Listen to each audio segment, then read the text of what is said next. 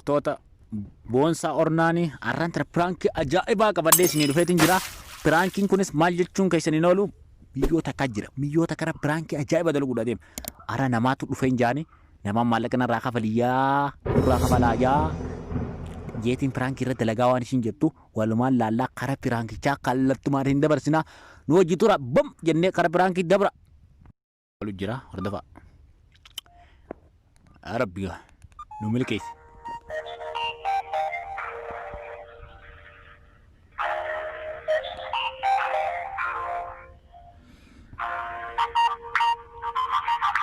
الله خاطئة. الو الو السلام عليكم. وعليكم السلام ورحمة الله وبركاته. كم نقامي؟ يا قيادة. هي جرتها. خير الحمد لله. ما لي جرتها. أصلا ما تكون أبرا ما تجرا جدو. نان شوكولاتة متي برا رانتنا نماتو دفيويتا. نمات كم بوي أخبارنا نانتي ودوارنا قصدقا. Namaatu itu arma gejira dufani barra darartu dah dulu. Mallaqa narraa kafal. Na dhaggeeffadhu kaa. Maallaqa narraa kafalaa jettee. Maallaqa narraa kafalaadha. Hai. Arra soottu ilmaa maallaqa kanarraa baastu naa dawwalteedha. Na dhaggeeffadhu kaa miyyoon tun obboleettee nyaami. Maallaqa narraa kafalaadha kana harka dallaalaatiin jira jetti yoo ta'u. An obboleeyyan kiyya shan osoo as keessa jiru akkaan tola jechuudhaan kafalee dhufee rabbi sirraa jirti akkamitti akkana naan jirtu. Obboleeyyan kee yoo jiraate maali biraa obboleeyyan kee yoo jiraate saniifuu irraa kafaluun wooma jiraate ni beekta. An obboleeyyan kiyya kanarraa kafale anis irraa hin kafala ture. Laakiin garuu ta'u akkanatti seerabaa dhiqee kan isaan irraan kafalin dalagattuun dhufee dalagadhee irraa kafalee dhiibuma hin kafalu. Maali? Maali birraan kafalle obboleettii ta'e nyaata. Ani kiyya dhaggeeffatu baranaa deemee maallaqa waan akka rabbiitti beekuna beekaame. Yoo heerumte jaarsi kan maallaqa irraan kafalin jaamiyyoo.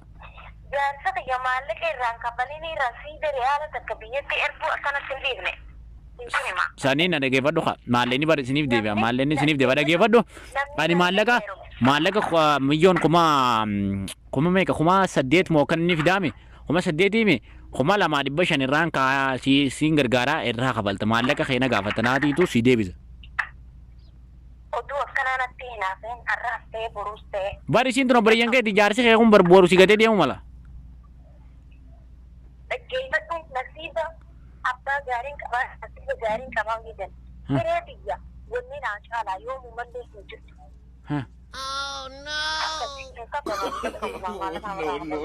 Akkam taate du'a? Jaarsa keetii fi obboleettii teetan turre si hoyya. Nama barana heerumee ati kutti irraan tani maallaqa irraa kafali. Du'aa jijjiiruu qalloo balleessuudhaatti jan Oromoon. Hayyoo tiyyaan qabna. Amma maallaqa obboleettiin teessan si biratti tumammuudhaan hoyyaadha. Tumamuu anuu akkasitti ilaala. Tokkota kanaan qaama kiyya kana bilcheessanii na fixan. Yoo naa himii barbaade. Dubaati akka kee ilaalin dhaggeeffadhu kaa akka keetii miti dubbiin ni beekta. Ishiin obboleettii wajji nyaatanii wajji dhugdanii ni beektaame. Wajji nyaannes wajji dhuynes dhugaadha.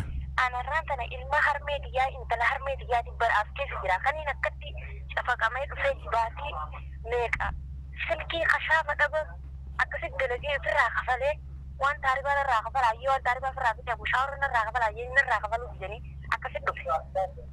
Saniifuu kafaltu jechuudha. Kafalu saniifuu isinis akkuma kiyya sanitti burkitee haa keessaa baatu. Addunyaan maaliif jennaan ibidda duuba jirti jedhanii haa agartu isinuu.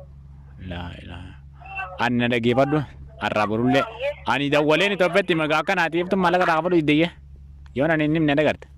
Hemi har'aas boruus hemi. Hai hin kafaltu jechuudha. Hin kafalu. Mee wallahi je. Wallahi hin kafalu. Hayyoo tiyyaan akka uumaata jaarsa keessi jaalachi hunda.